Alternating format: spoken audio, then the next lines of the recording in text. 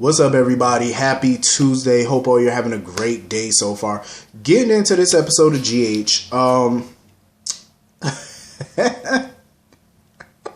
Look, Brooklyn and Julian. I think, honestly, they would make one hell of a duo. I will say that. I don't know how I feel about them on a romantic, sexual level. I don't know.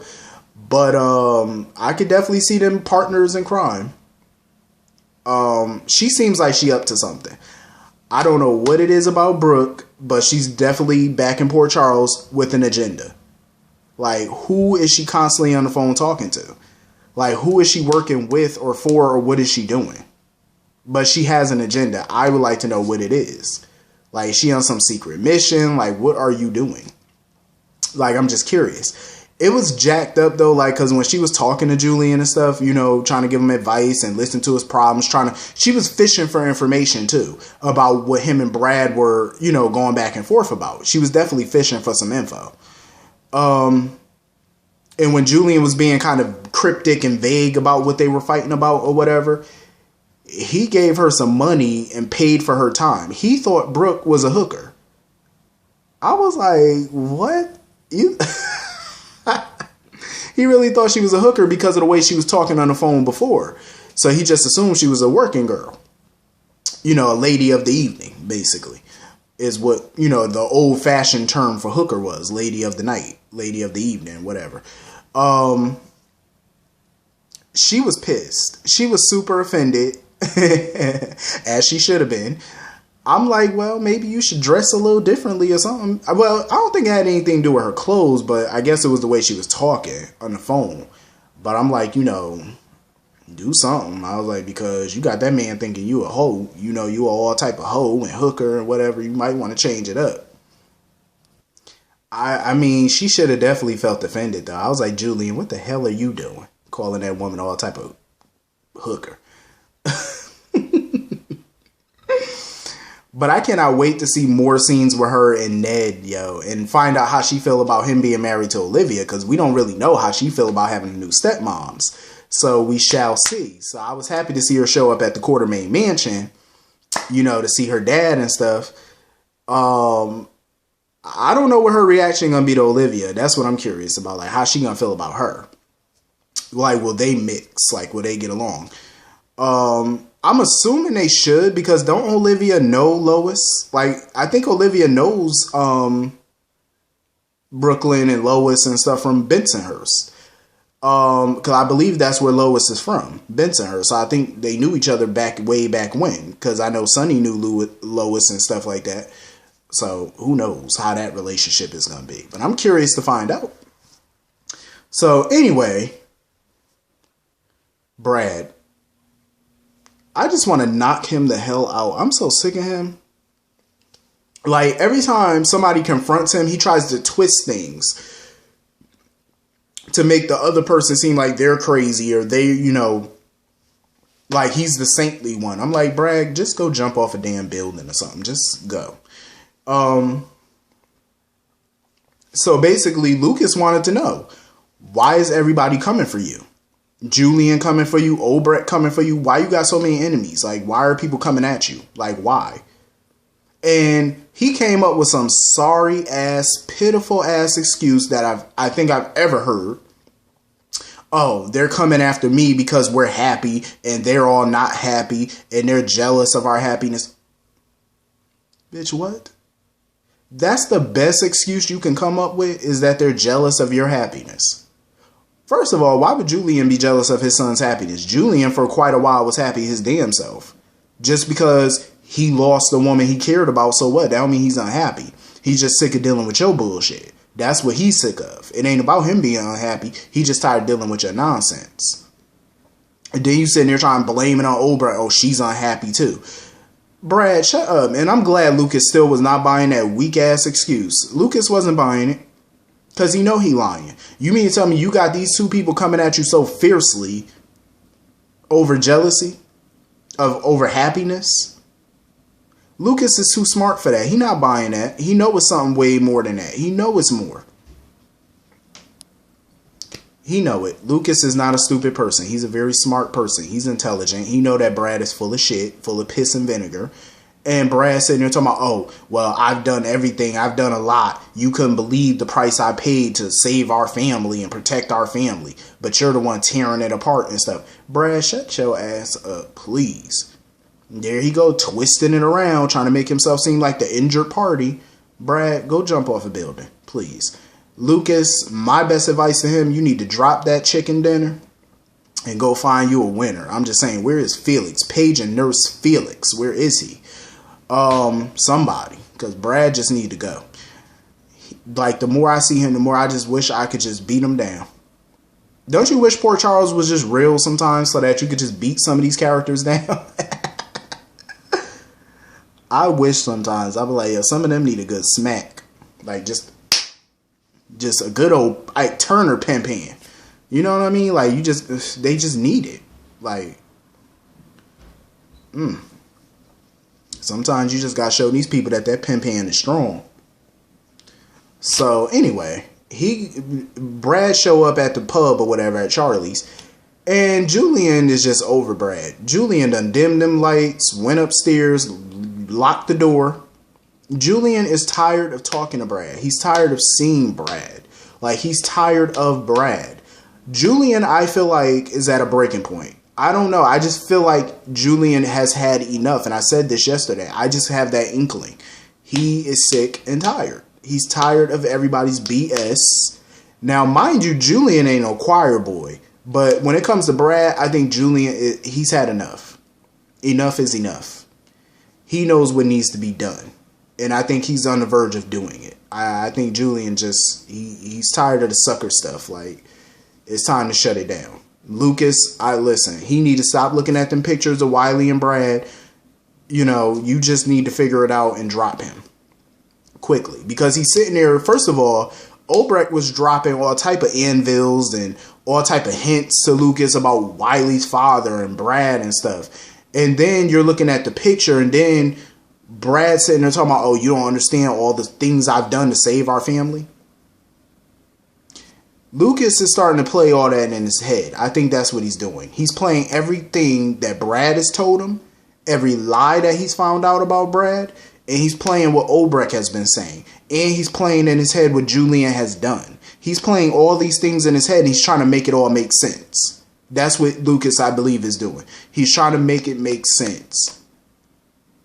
You know what I mean? He's trying to make it make sense as to why Obrecht is doing what she's doing, why she's saying what she's saying, why Julian did what he did, and the excuses that Brad has been coming up with. He's playing it all in his mind. He's trying to add it all up and figure out what does it mean. You got Brad over here lying, making up excuses. Julian over there trying to break up your marriage.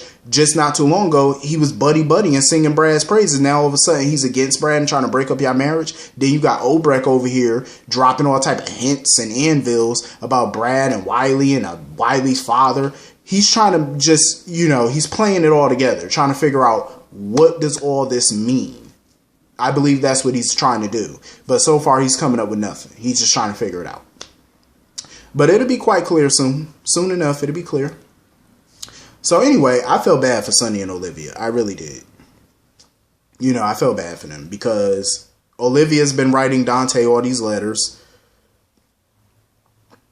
trying to reach out to her son. And she finally got a letter back from the WSB, thinking that it's from Dante, but really the WSB sent back all the letters that she wrote him that were unopened or whatever. They just sent back all the letters with one additional letter from Dante to Olivia, basically telling her, stop writing him. He's telling his mom, you know, stop sending me letters. I felt like that hurt her. And, you know, Ned could see it. He could see she was hurt by it. She's just trying to, you know, do the best that she can by her son. You know what I mean? Like, she understands where Dante's coming from. Like, he needs to heal maybe on his own. But she feels like he needs his family, though. And that's why she's trying to be there for him. She was thinking about just shredding all the letters that she wrote him and stuff. But, you know, I'm glad Sonny told her not to.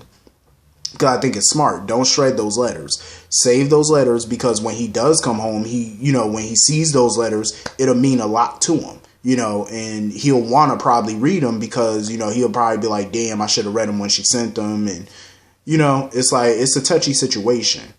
And I feel bad for Olivia, her firstborn. Dante was her only child for so long.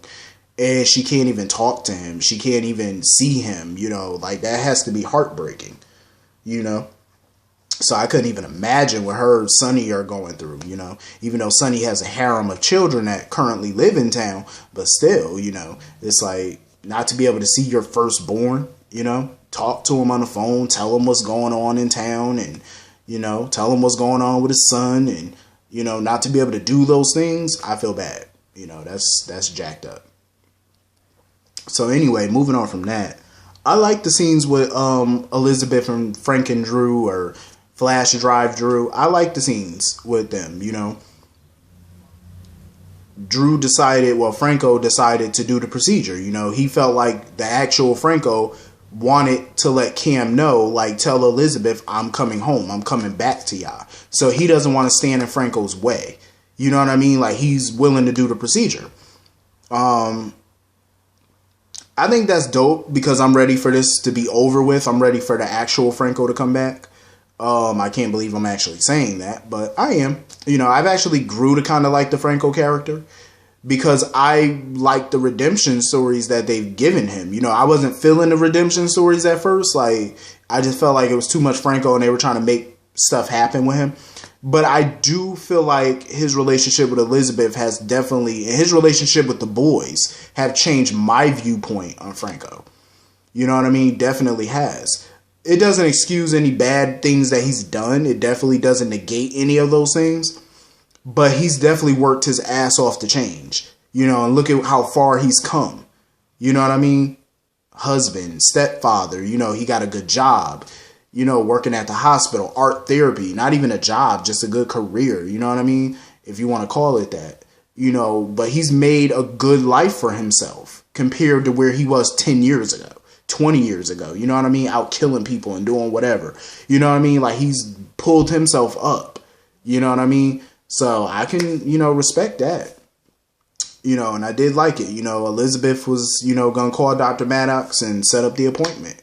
So it's about time they ended that storyline because we need closure on that. It's about time. So anyway, moving on from that. So Hayden and Kim were sitting there talking or whatever because Hayden, I guess, is moving into Kim's old apartment. So she wanted to take measurements and all that. I really do hope that Kim gets the help that she needs, desperately needs. I hope so. I feel bad for Tamara Braun, though, because I felt like they could have done way better with this character for her. But, I think she's going to move on to bigger and better things. I do wish her well. And, it sucks what happened to the Kim character, but things happen, I guess, that are out of some people's control. But like I said, I like the conversation. You already know Hayden is going to start all types of trouble in that apartment. You already know. But I'm glad that they're not getting rid of that set because I actually do like that set. I think it's a nice modern looking set and I love it. So I'm glad that it's going to still get some use. I would love for Hayden to redecorate, remodel a little bit, new paint job, new furniture, of course. I think Hayden probably going to have it looking spiffy. I think she will. So anyway, Anna and Finn, I don't know what the writers are doing with that relationship. I just feel like what I took from that conversation, I just felt like their relationship is so uncertain. I just feel like it's in a whole different territory than it was 6 months ago. I mean, Anna has been gone for months. And the only reason, she basically admitted that the only reason she came home was because she had no new leads on Alex. She's been running around trying to find Alex for 6 months with no new leads. So that's literally the only reason she came home. I feel like, of course, a part of her came home, obviously, for Finn, because that's her fiance. But you spent 6 months chasing after your sister with no leads, so that's when you decide to just come home. That's not good enough. I feel like that speaks volumes to me about the status of their relationship and what the future may hold. Like, she basically told him she would be there for him when it comes to Violet and stuff like that. But I just feel like their relationship is not going to work. And Finn looked like he wasn't really ready to leave the house anyway because he was uncertain. He looked like he was, didn't want to leave her because he was uncertain if she was going to be there when he got back. And that's what he really wanted to know. Like, he was like, so if you get a new lead on Alex, does that mean you're going to pack up and take off? I feel like Finn wants stability. in his life right now. He understands that Anna is a super spy and, you know, she loves the thrills and all that of traveling and being out of the country. But he has no problem with that. But she does it a little too frequently for him. So I feel like that's not going to work. Like, he needs stability. Like, he needs you to be here more than you're out there. You know what I'm saying? Like, be home more, you know, and travel a little less. So unless y'all go on a vacation together or something. But other than that, I do agree with him, though. You know, I just feel like that marriage ain't going to happen. That wedding, it's not going to happen. So anyway, moving on from that. Sam. Just when I thought we were through with this nonsense, it's not totally over. So she was found not guilty of murder, but she was found guilty of manslaughter, which I find to be totally stupid because, first of all, Shiloh was a felon. He was, you know, he broke out of Pentonville, so he was on the loose. He's a felon. He was charged with several felony charges, and yet y'all want to give her a manslaughter charge? That's ridiculous to me. That's totally stupid. So now she has to serve 2 years in prison. She's eligible for parole, but basically she has to go back to Pentonville. I'm like, so the simple fact that she helped a guard and she could have took off running, that didn't help her in any way? Sway the judge to not put her in prison? I'm like, this is so stupid. Like, this whole thing is giving me a migraine right now. I find it to be totally ridiculous to be doing that stupid stuff. But anyway, I guess Jason and Spinelli and everybody are going to have to come up with a plan B. Like, y'all going to have to come up with a plan B, plan C, plan D. Like, how are y'all going to get her out this mess? You know what I'm saying? They going to have to come up with something to get Sam out. Ain't no way they going to let her do no whole 2 years up in no Pentonville. Hell, she ain't even probably going to do another month. They got to figure something. Hell, blackmail a senator or a governor or something. Do something to get her a pardon. Because at this point, Diane, I mean, legally, there's not a whole lot Diane can do. Like, all she can do is file an appeal. That's all she can do. So Jason and Spinelli and Sonny or whoever, they all going to have to band together and do something. Like, come up with something to get her out. But anyway, I think that was pretty much the whole episode. Hit the comment section. Let me know what y'all thought about this episode. I will see y'all all later. Have a great day. Please. Peace.